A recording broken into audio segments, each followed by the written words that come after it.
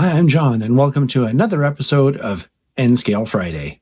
Today we have a locomotive from Atlas to take a look at, so let's head over to the workbench. All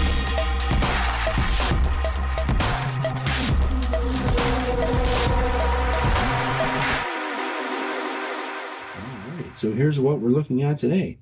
This is a General Electric B30-7 locomotive in N-Scale from Atlas.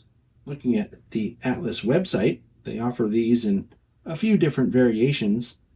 The DCC ready versions range in price from $129.95 all the way up to $149.95, depending on whether it's undecorated or decorated. The same goes for the DCC equipped versions. They range in price from $239.95 for the undecorated one all the way up to $259.95, depending which road name you go for. Now keep in mind these are in fact manufacturer suggested retail prices, so you'll want to go to the Atlas website, see if they have what you're looking for, and then shop around to find the best price. The model comes packed with everything you'd expect, including the warranty information, exploded view drawings, and DCC Quick Start Guide. Looking at the paint and markings on this model, they're both very good. The paint's applied very thin and evenly too, so it doesn't take away from any of the detail that's molded on the side of the model. Something else that kind of stands out to me anyway is how straight and good looking the handrails are on these models. You can see that they've picked out some details down here by the fuel tank using a red color of paint. And all of these little warning labels are also printed on there and look really good. So looking at some of the detail around the cab and the short hood, one of the cool things I'm enjoying about this already is that it has the sunshade already installed. If you look closely, you can see it also has a separately applied brake wheel up here. At least I think it's separately applied. Looks like it. And the paint detailing is really good too. You'll notice it goes from gray to white on these handrails. Also here, gray to white. And they have what I refer to as the safety striping down the stepwell. That looks really good. Just a tiny little white pinstripe on the edge of the stair. You'll see it has molded drop step detail and ditch lights. That's new for these models. They didn't used to offer them with ditch lights. Also down here you'll see it has the snowplow installed at the factory, and if you look behind the snowplow, there's some molded hose detail tucked away back there. I'll take this opportunity while you're looking at the fireman's side of the cab area to mention that the ditch lights are what sets the price apart. Remember I was talking earlier about the price difference between the undecorated ones, and then the decorated ones also have a $10 price difference on the MSRP. Well, this is why. It's because of the ditch lights. These are working ditch lights, and that's something new for this model on this release of it. And here's a look at the fireman's side straight on, and you can see it has the same kind of detail and markings as the engineer's side. And what I'm talking about are the little warning labels all along here. The grill detail back here looks pretty good. It's all molded detail, but it looks really good. And then, of course, the handrail is nice and straight, just like the other side. Looking at the rear of the model, you can see it has the same kind of paint treatment as the front, where you have white highlights on the handrails and stairwells.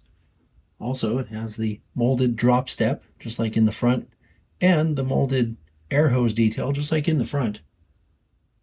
And here's the last three-quarter view we're going to look at. It's the rear of the engineer's side. So since this is a model of a GE locomotive, there's not really a whole lot of detail on the roof. This is all molded detail back here in this grill area. Something I find interesting is that this grill appears to be a separately applied piece. The smokestack or exhaust also appears to be a separately applied piece, as does the horn. And that's really everything that we find on the top of a General Electric. That's kind of interesting to look at. All right, now we're going to run the engine and see how it performs.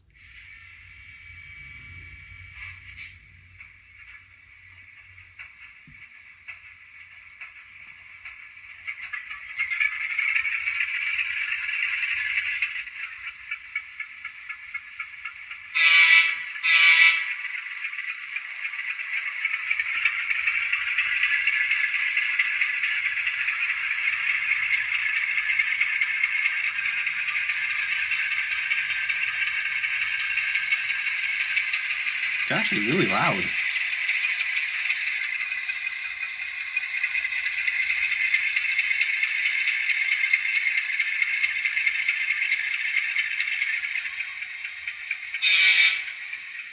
By the way, these models use ESU V.5 decoders. You can tell from the slow speed capability that you just saw. We'll look at that a little more carefully in a minute.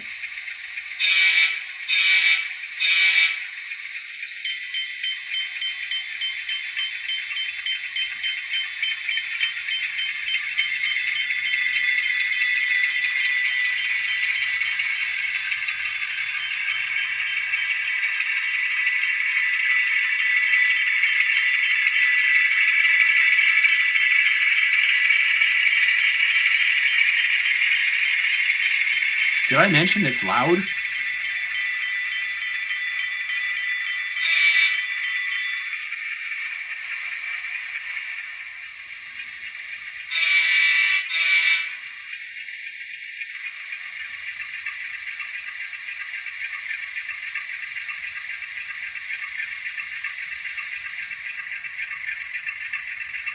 This is what I'm talking about, slow speed capabilities.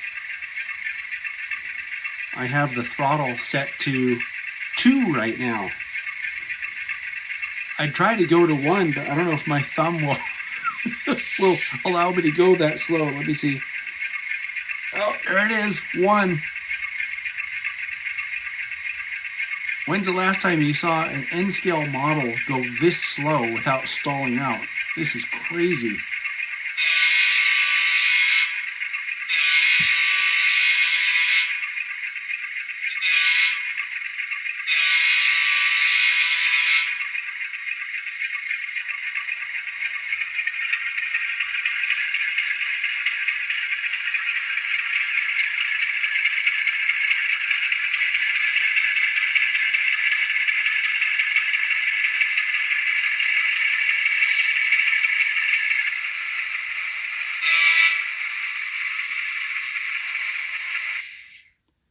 Now we'll run it with the sound off so you can hear how loud or how quiet the mechanism is.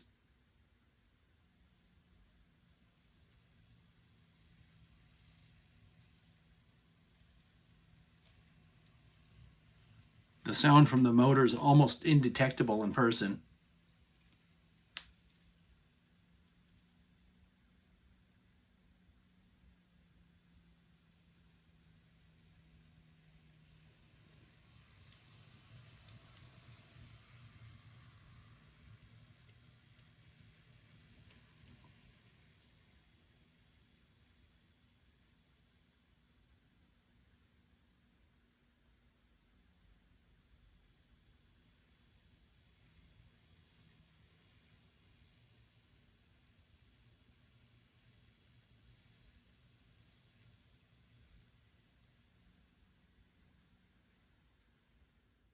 All right, now it's time to take a look at the lights. So they are directional. They use LEDs. They're a warm white color. The headlight is activated with F0. And as you can see, the number boards come on with the headlight. And I've been mentioning during this spotlight that the ditch lights work. So that's F6. There they are. And just for your information,